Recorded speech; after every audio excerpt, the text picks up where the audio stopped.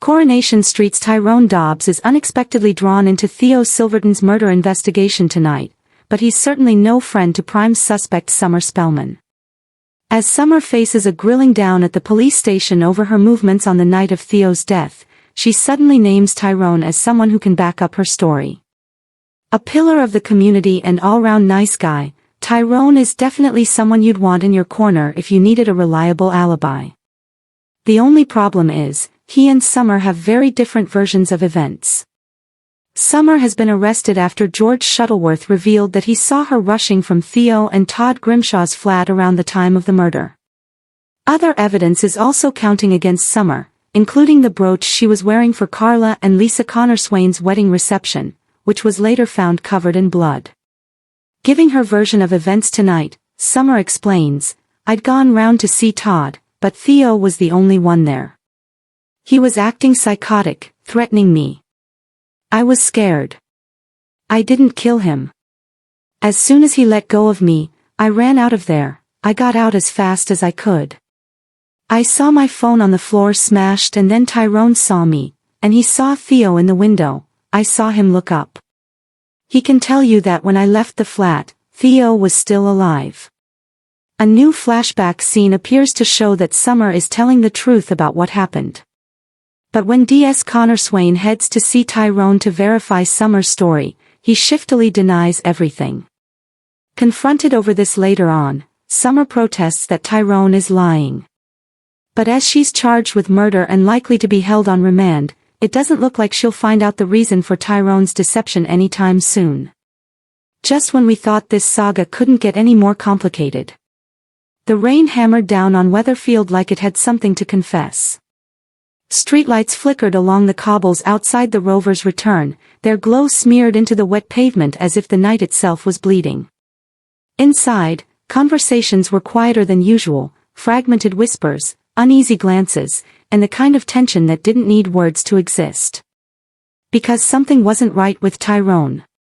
And in Weatherfield, when something wasn't right with Coronation Street, it rarely stayed small for long. It started the night Theo disappeared. Theo Silverton had always been unpredictable, charming one moment, distant the next. But even by his standards, the sudden exit felt wrong. No goodbye. No warning. Just an empty flat, a half-packed bag, and a phone left charging on the kitchen counter like a clue that didn't know it was important yet. The police called it voluntary disappearance. But Tyrone didn't believe it. Tyrone Dobbs had never been the type to chase ghosts. He fixed cars, dealt with tantrums, tried to keep his family life from collapsing under the weight of everyday chaos. But something about Theo's disappearance lodged itself under his skin like a splinter.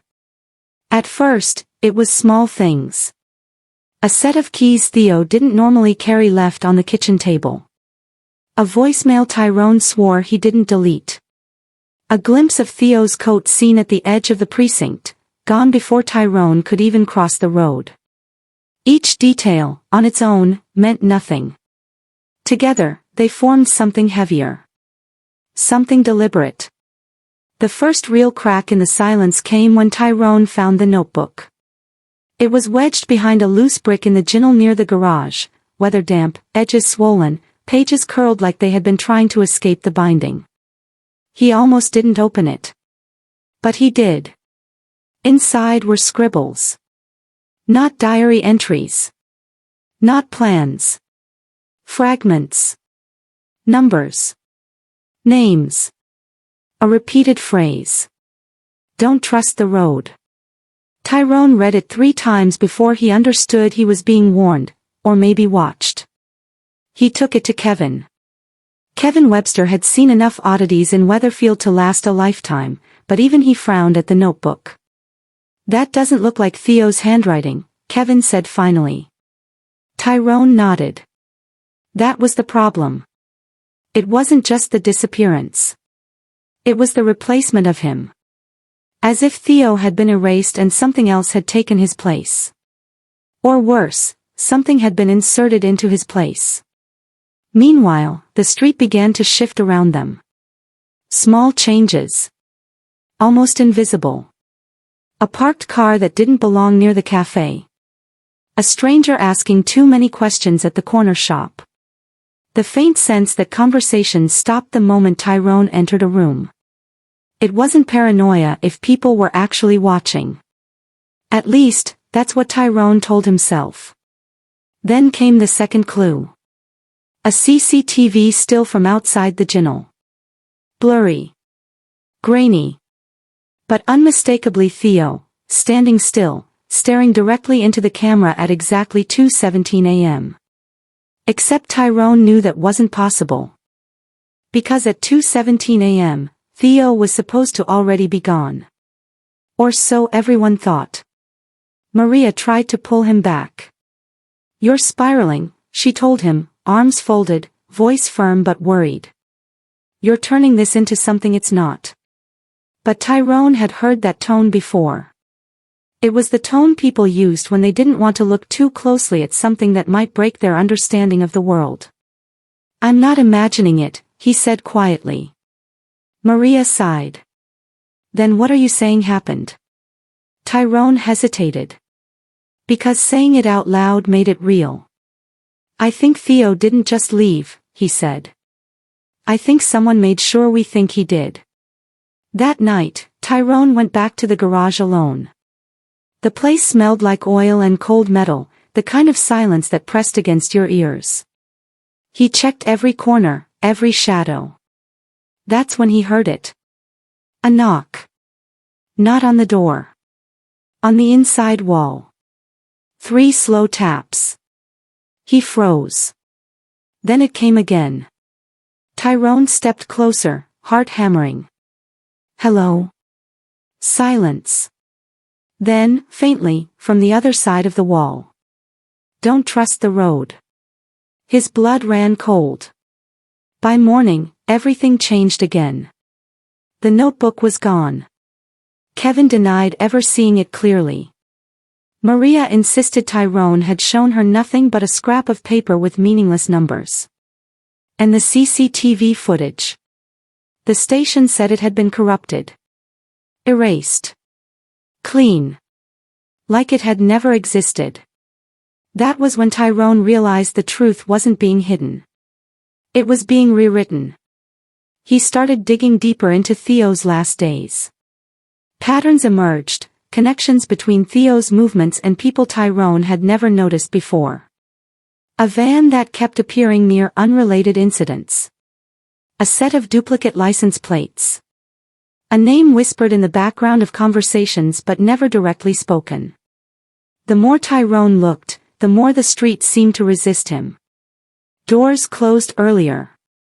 People avoided eye contact. Even familiar faces felt slightly off. Like Weatherfield itself was adjusting around the shape of his questions. One evening, he found a final message. Scratched into the underside of the garage workbench, barely visible unless the light hit it just right. If you're reading this, it's already started. No signature. But Tyrone didn't need one. The confrontation came on a night identical to the others, rain, flickering lights, the distant hum of life pretending to be normal. Tyrone stood in the middle of the street, soaked, breathing hard. "I know you're here," he said into the dark. "I don't know what you've done, but I know you've been watching." No answer. Then footsteps. Slow. Controlled. Theo stepped into the light. Or something wearing Theo's shape did. Same face. Same voice. But the eyes didn't belong. "You shouldn't have looked," Theo said softly. Tyrone swallowed. "Where is he?" A pause. Then a faint smile. There was never just one version. The streetlights flickered harder. And suddenly, Tyrone understood the nature of the mystery. It wasn't about disappearance. It was about replacement. About how easily truth could be overwritten when enough people agreed to forget. He took a step back. "You're not him." Theo tilted his head slightly. "That depends on what you think PIM means." The rain grew heavier, drowning the cobbles in noise. By the time dawn came, Tyrone Dobbs was gone. Some said he left Weatherfield suddenly, without warning. Some said he needed a break after Theo's disappearance.